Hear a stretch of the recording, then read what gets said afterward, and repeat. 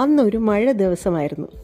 വലിയ ജനാലിൽ കൂടി പുറത്തു പെയ്യുന്ന മഴയും നോക്കി പൂച്ചക്കുഞ്ഞ് വെറുതെ മഴ പിടിച്ചു കിടന്നു.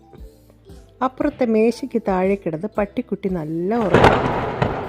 ഇടയ്ക്ക് ഒരു ഇടി വെട്ടിയപ്പോൾ പേടിച്ചു പോയ പൂച്ചക്കുഞ്ഞ് ഓടി പട്ടിക്കുട്ടിയുടെ അടുത്ത് പോയി കിടന്നു. അങ്ങനെ കിടന്ന് പാവം പൂച്ചക്കുഞ്ഞ് അങ്ങ് ഉറങ്ങിപ്പോയി. കുറേ നേരം കഴിഞ്ഞ് ഉണർന്നപ്പോൾ പുറത്ത് മഴയില്ല, അടുത്ത് പട്ടിക്കുട്ടിയുമില്ല.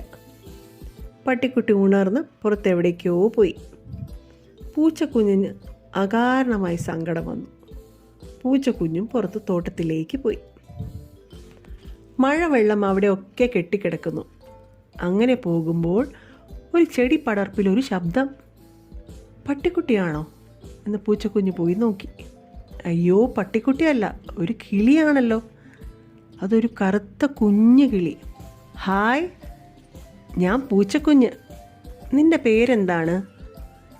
നമുക്ക് കളിക്കാമോ? കറുത്ത കുഞ്ഞു കിളി ഒന്നും മിണ്ടിയില്ല.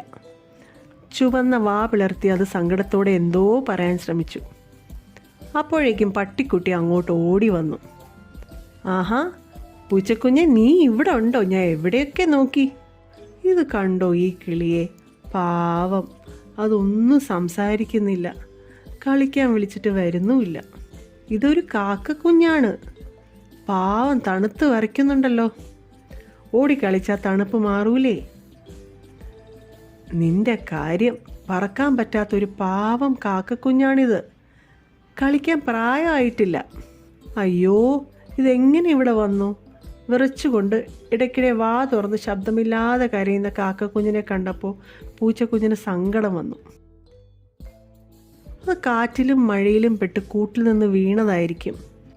നീ വാ, അതിനെ അതിൻ്റെ അമ്മക്കാക്ക വന്നു കൊണ്ടുപോയിക്കോളും. എനിക്ക് വിശക്കുന്നു. പട്ടിക്കുട്ടി വീട്ടിലേക്ക് ഓടാൻ തുടങ്ങി.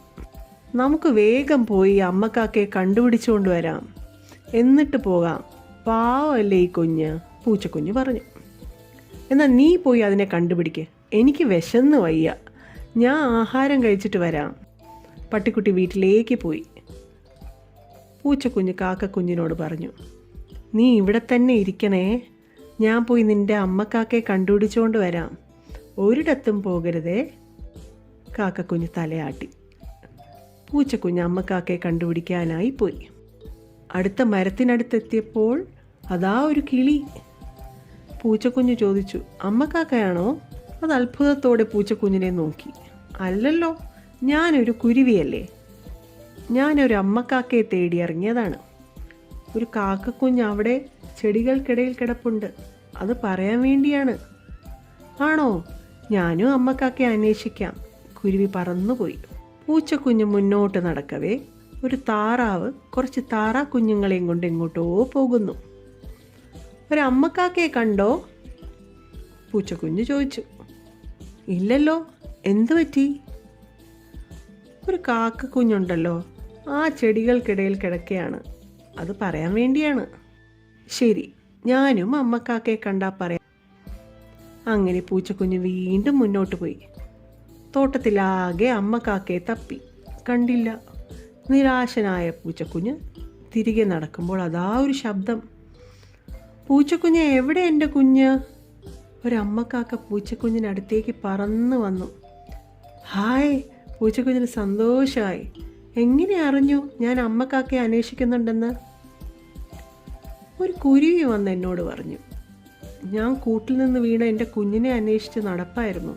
എവിടെ എൻ്റെ കുഞ്ഞ്? വരൂ.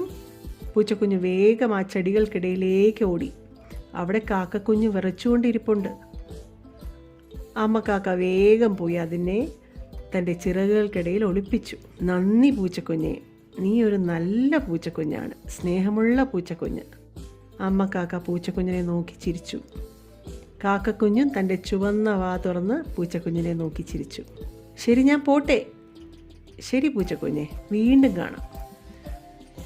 പൂച്ചക്കുഞ്ഞ് സന്തോഷത്തോടെ വീട്ടിലേക്ക് നടന്നു.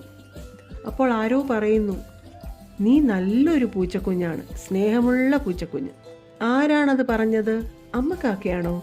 പൂച്ചക്കുഞ്ഞ് ചുറ്റും നോക്കി. അല്ല, നേരത്തെ കണ്ട കുരുവിയാണ്. ഒരു മരക്കൊമ്പിലിരുന്നാണ് അത് പറഞ്ഞത്. പൂച്ചക്കുഞ്ഞ് ചിരിച്ചുകൊണ്ട് വീട്ടിലേക്ക് ഓടി. പട്ടിക്കുട്ടി അവിടെ അങ്ങനെ നിപ്പുണ്ട്. ഞാൻ അങ്ങോട്ട് വരാൻ പോകുമായിരുന്നു. നീ അമ്മക്കാക്കയെ കണ്ടോ? കണ്ടല്ലോ, അത് കുഞ്ഞിനെയും കൊണ്ടുപോയി. നന്നായി, നീ നല്ലൊരു പൂച്ചക്കുഞ്ഞാണ്, സ്നേഹമുള്ള പൂച്ചക്കുഞ്ഞ്. ആരോ പറഞ്ഞു. ആരാണത് പറഞ്ഞത്?